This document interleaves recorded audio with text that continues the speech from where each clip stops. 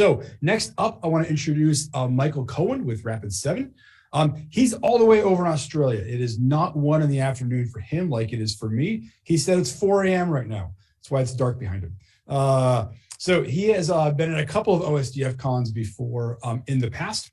We're happy to have him here. He came out to DC back then, though. So this is actually probably an easier commute for you to just wake up and turn on the video camera.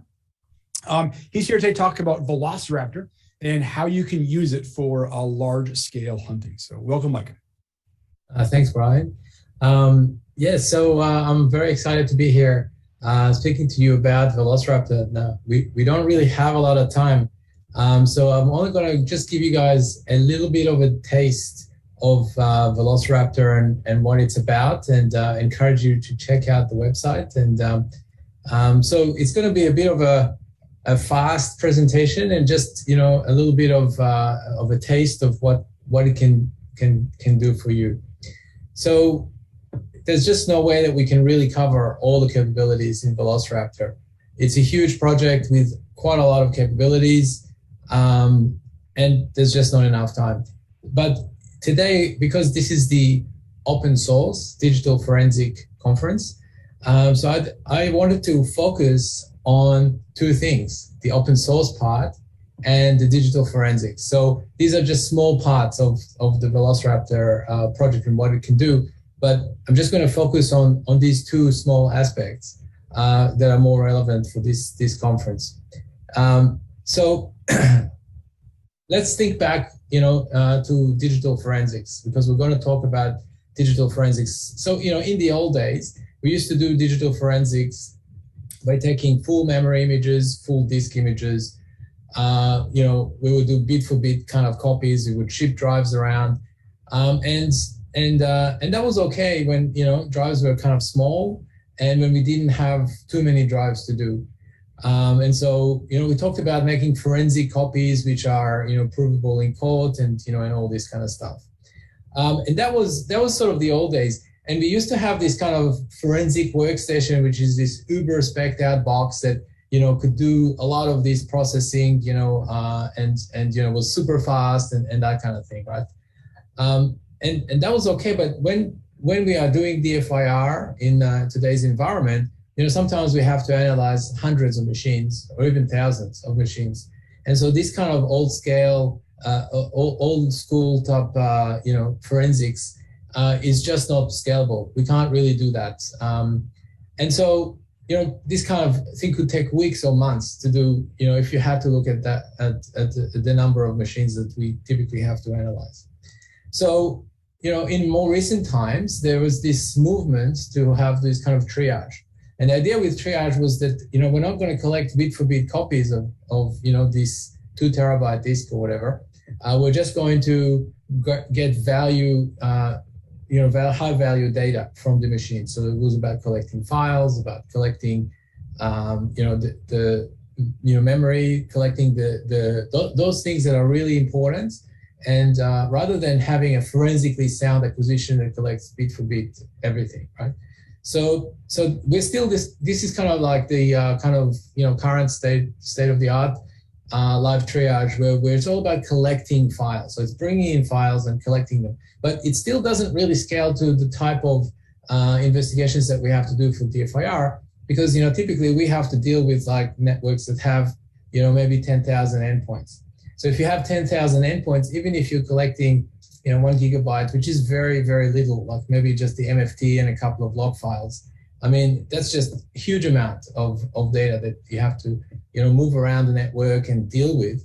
And then once you have that, then you're going to run your scripts on that machine in a big pipeline on your forensic workstation, so to speak, and then try and get through all that data in any reasonable time. And so this is not scalable either, right? So what we believe is the future of digital forensics is, rather than taking the data from the machine and then analyzing it in our forensics workstation, the idea is to try and push out all the analysis to the endpoint, right? So take the analysis capability straight out to the endpoint, because at the end of the day, we don't care about the actual data. The data is just a way of answering those questions that we need to answer. So, the question would be, what did the attackers do?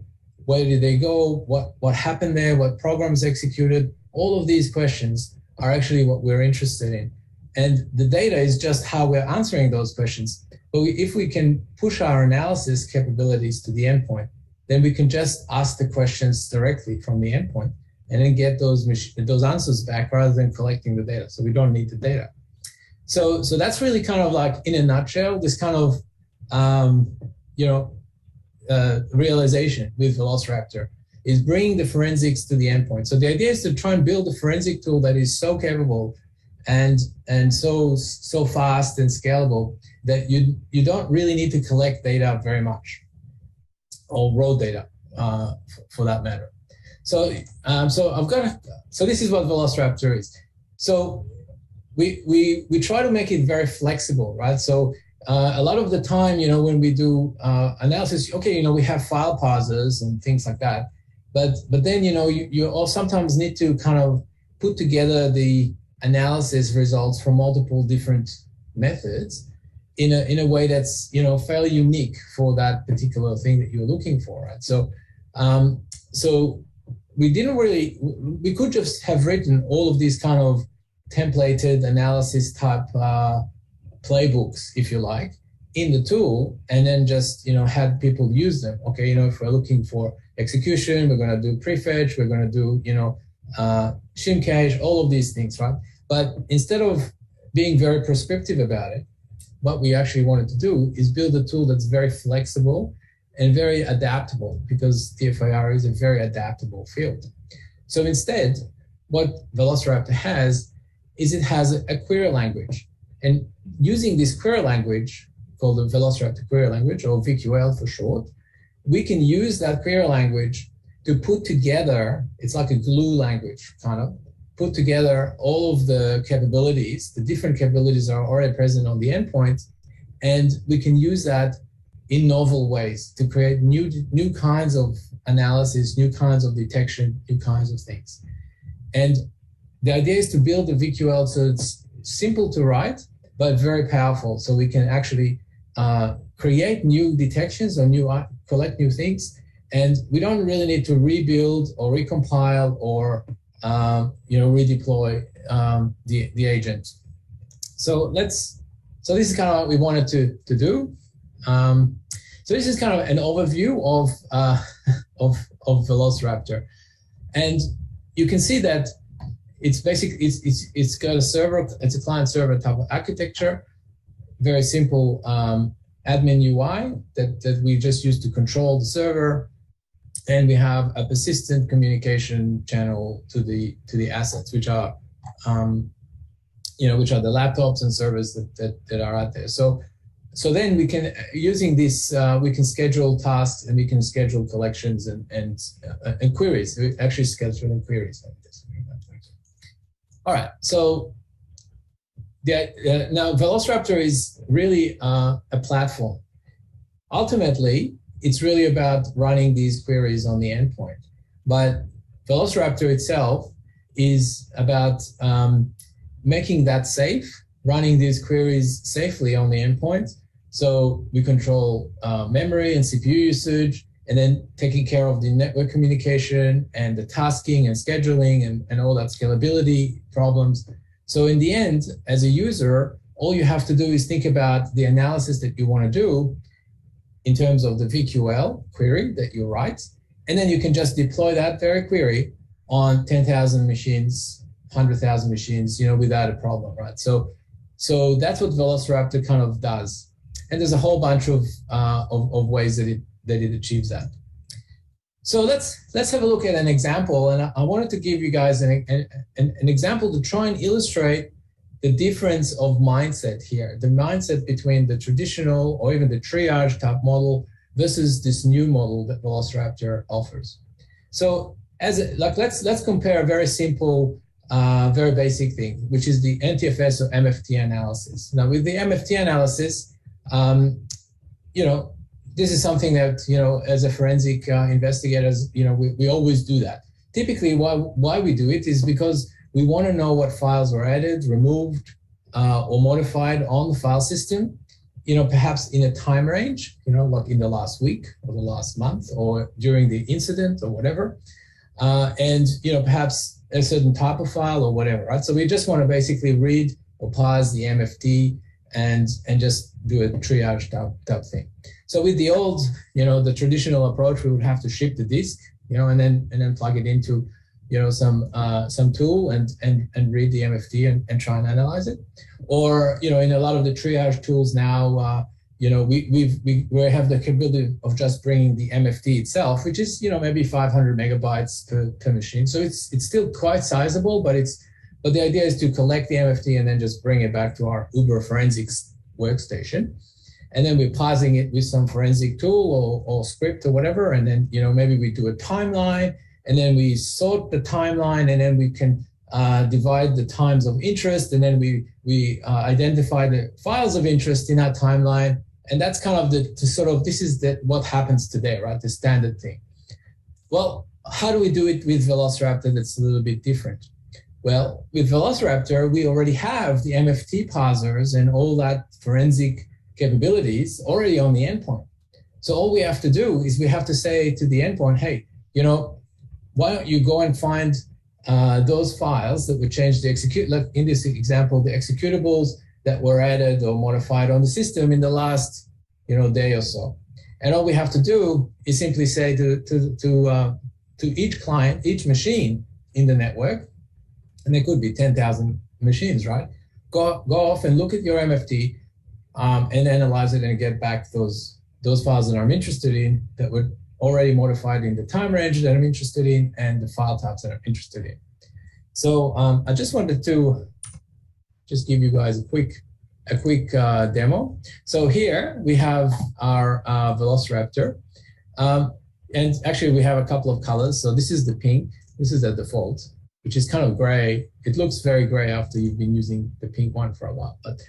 But this is basically, we have a whole bunch of machines connected to this server. And over here, I can pick up my recent hosts. And this is a machine, I've labeled it. This is a machine that I've been working on before. And these are the artifacts that I've collected. So I'm just going to show you something that I've collected before. And I'll just quickly show you how to collect it, but it doesn't take too long because we are, kind of in a rush here. So I'll show you that this is the artifact that we've collected before. And all one has to do for this example is just click that plus button, which says, add a new artifact.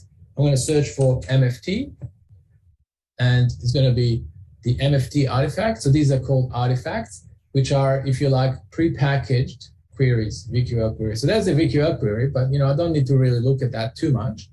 I just select the MFT one, and then I configure my parameters. And over here, I will make a regular expression for, let's say I'm only looking for executables. So that's the regular expression, and I'm only interested with, ones that are created in the last, day or so.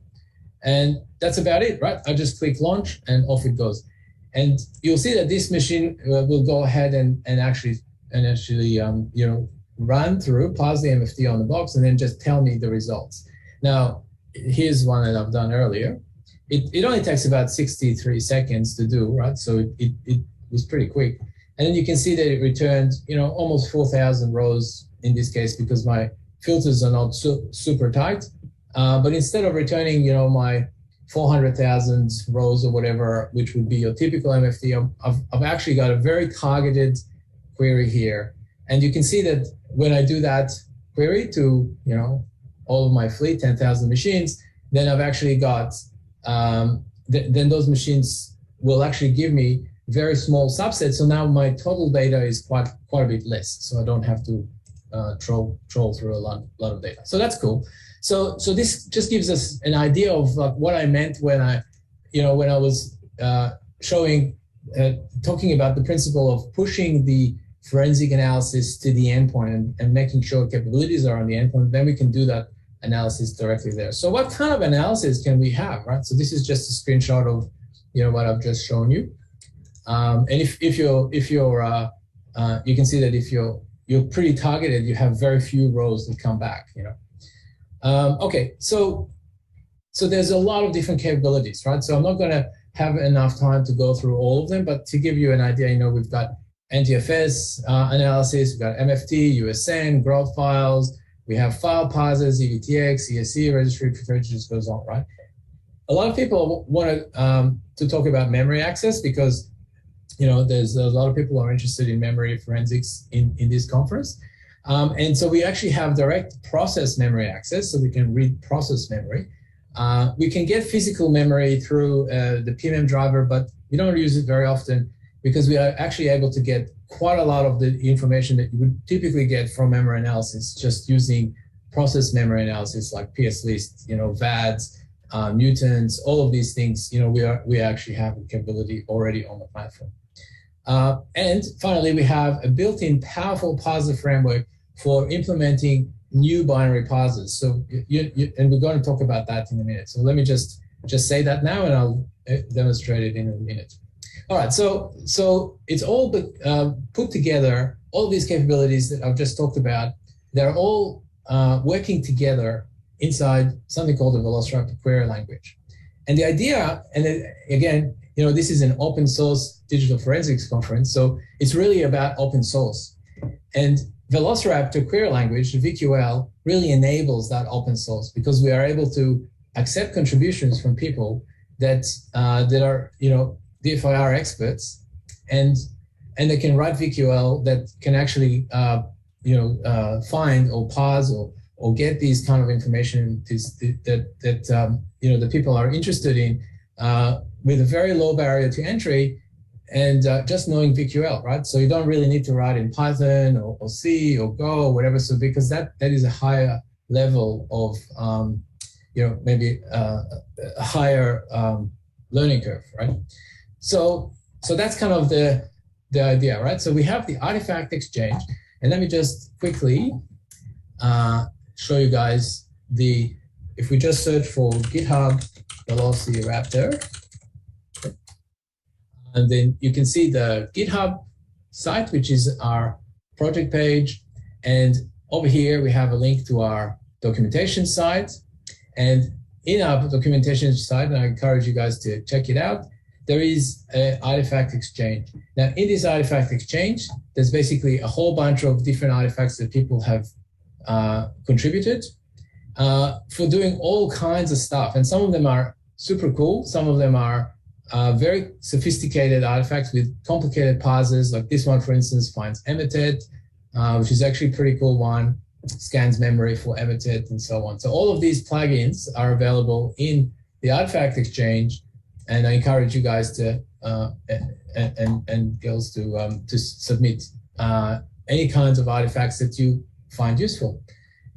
All right, so all of these open source contributions that are found, and of course Velociraptor itself is open source, but all of these contributions can be automatically imported into the tool at the touch of a button, right? So there is an artifact here that we can just collect. And I'll just show that. So all we have to do is just go over here to this. This is the server artifacts part. We add a new collection and we search for exchange. And that is just an artifact that imports all of the other artifacts from the exchange. So it automatically goes off and downloads it from the exchange. That should only take a few seconds. And once that happens, now we should be able to see all of these contributed artifacts available in our server. The ones that start with exchange came from the artifact exchange. All right, so this is the open source part of the presentation. I'd like to encourage you all to check out the artifact exchange to see what's there, and then also contribute anything that you find useful. The next example that I have here is trying to illustrate why we need this, how this VQL works to put together different kinds of forensic analysis techniques that we're all familiar with. How do you put that together in a novel way? So this is an example of finding the original URL from the downloads. As you know, whenever you download a file using Chrome or or even it used to even be in the Internet Explorer and everything like that.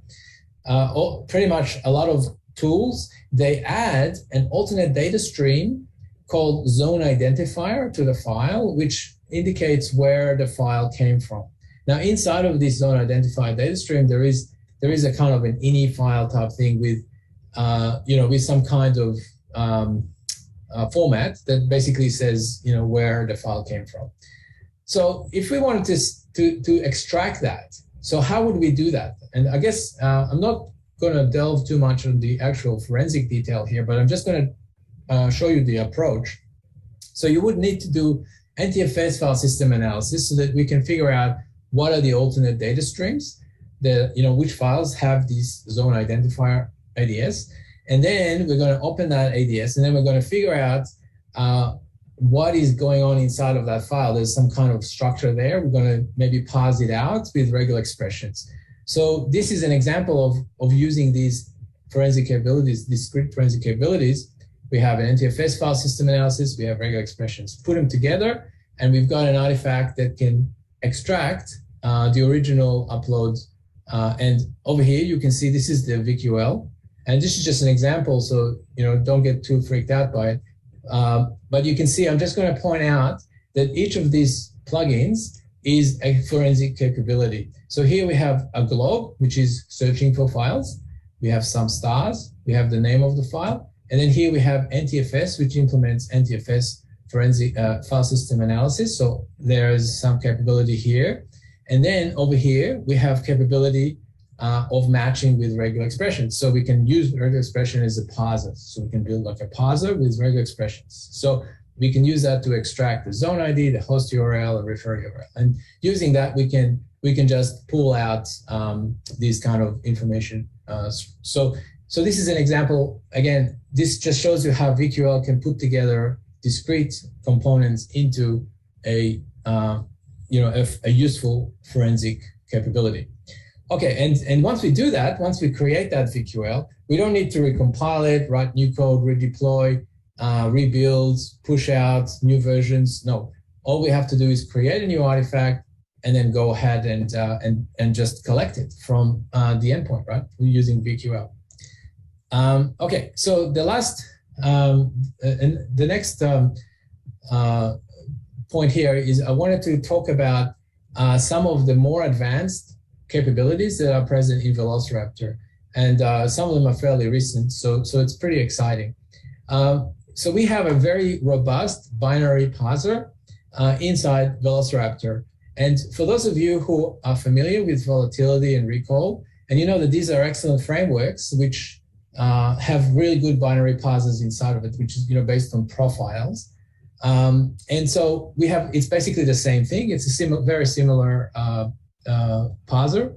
It also has a profile, and you can just use that to extract fields and do all the usual things. So it's basically the same as the volatility and recall parsers.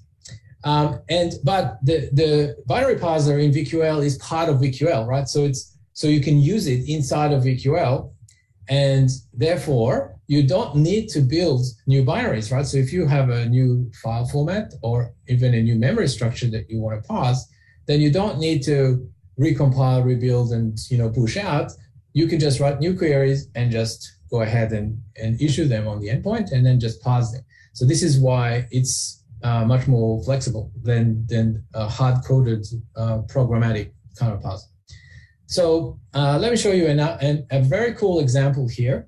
And this is an example where, let me show you the full example here. So this is our artifact viewer where we can search for artifacts. And this one is a Cobalt Strike carver. So what this one does is it carves out Cobalt Strike configuration. So as you know, Cobalt Strike is very often memory resident only, and so it doesn't exist on disk, so we have to pull it out of memory, right? So, but it's not enough to just identify the Cobalt Strike is there. A lot of the time we want to extract the configuration from Cobalt Strike so we can see where the CNCs and all these kind of things.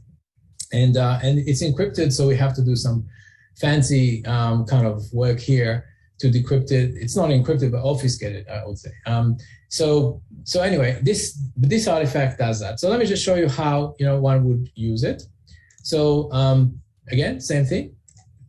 It's a fairly sophisticated artifact, but as a user, I don't really need to care too much about it.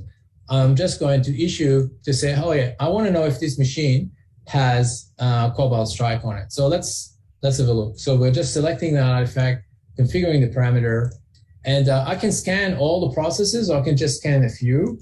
Now, usually Cobalt Strike is usually delivered over WMI, but for the sake of time, I'm just going to restrict my search here to just look for the processes that the WMI process. And there's a couple of variations here where I can change things, but anyway, I'm just going to run it off it goes. And what this will do is it will go off and scan the memory of the WMI process, but only the WMI process. So we're not talking about like a full memory scan, right? Like it's only a very targeted process memory scan. And it's going to extract, it's going to do a YARA. So again, another capability, YARA.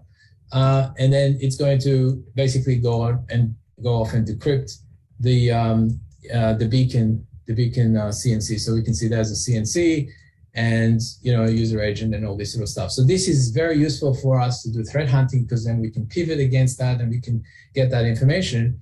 And we can just do it across the network. So over here, I'm going to create a hunt. And in this hunt, I'm going to hunt for Cobalt Strike. This is going to be our description.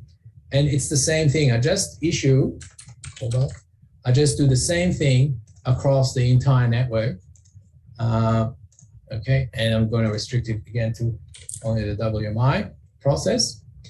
And when I do a hunt, it's the same as collecting it from one endpoint, except I'm going to collect it from my entire network, which in this case is like 200 machines. And it's just going to go off and do the same collection. And you can see it's just scheduling it, and then it's finished. And I mean, in this case, it's a very quick scan, so it takes seconds. And using this, I can find out in seconds which of my clients is infected, with this Cobalt Strike thing. So this is the power of being able to pivot across the network. All right, so let's continue with the slides. We only have a couple of minutes left. Yeah, you can do some post-processing. I'm just going to skip that. But in this example, we did scanning memory. We used YARA, and we used YARA on memory, and then we deobfuscated the configuration. And then we used the binary parser to extract the configuration. So you see that all these components are coming together. And then we found our keys and all that sort of stuff. Finally, one last thing that I just wanted to show you. If you think that with digital forensics, a lot of the time we have these discrete tools that come up. Like someone that does some research and they wrote like a small tool to extract a particular kind of evidence. And a lot of the time we want to be able to use that same tool in the network across all of the machines, right? We don't want to have to go and implement everything in Velociraptor all the time. This is the power of open source, right? So Velociraptor also has the ability to use external tools as part of hunting, right? And so tools that are not even designed to run on a scalable way, in a scalable way, we can use them inside Velociraptor, incorporate them into VQL. And so I just wanted to show you an example here of a tool called Chainsaw, which is a tool to search through the Windows event logs. As it turns out, there was a contribution into the, let's go back here, into the artifact exchange, Chainsaw. You can see there is a contribution into the artifact exchange to be able to run this Chainsaw tool across the network, right? So there's some VQL there to use it. I'm not going to go too much into that, but essentially, because someone has written, someone being Wes Lambert, has written this tool and contributed that to the open source artifact exchange, then we can just go ahead, pick it, and launch it. And what Velociraptor will do now is we'll go ahead and download that Chainsaw tool, deploy it, push it out, and then collect all the results, after scanning all the event logs and so on, bring them back. And then so we can simply do that across the network. The tool was not designed to work across the network. We can still do it. We can use that. So this is just, present. Yeah, so this is an example of being able to use external tools and being able to find, in this particular case, we're finding suspicious event logs. But we can use other tools, many other tools to do the same thing. So what did we not cover? Again, it's only a very short talk. We didn't cover pretty much a lot of stuff, right? There are many, many more sources of data. We've got event logs, ETW and WMI eventing. We didn't even talk about eventing. Velociraptor has the ability to do near real time monitoring of the endpoint so that we can do enrichment and remediation based on all of these, real-time events. We've got PowerShell integration, and we can detect and identify compromises. We didn't even talk about that. And we've got, and it's enterprise grade server automation, monitoring, APIs. It just goes on. So hopefully after this talk, I piqued your interest to go and check out Velociraptor. It's an open source tool. It's available on GitHub, and we also have an active community on Discord and mailing list. And this is our documentation page and our GitHub. And if you guys have any questions, let me know and check it out. Yeah, thank you very much for your time. Great. Well, thank you very much, Mike. Always good knowledge there, and a lot of stuff, a lot of interest, I think. We're actually exactly out of time, though. There's a lot of questions, though, I saw in the Discord channel about platforms and agent size and impacts and a whole bunch of questions on things on there. So to keep ourselves a bit on schedule, if you could go into the Discord channel and answer some of those. Yeah, absolutely. Yeah, that'd be fantastic. And thanks again for getting up at 4 in the morning or 3 in the morning, whatever it took to to be here. And maybe you can see some of the other talks later on when they go online. So thanks again, Mike. Thank you. Thank you.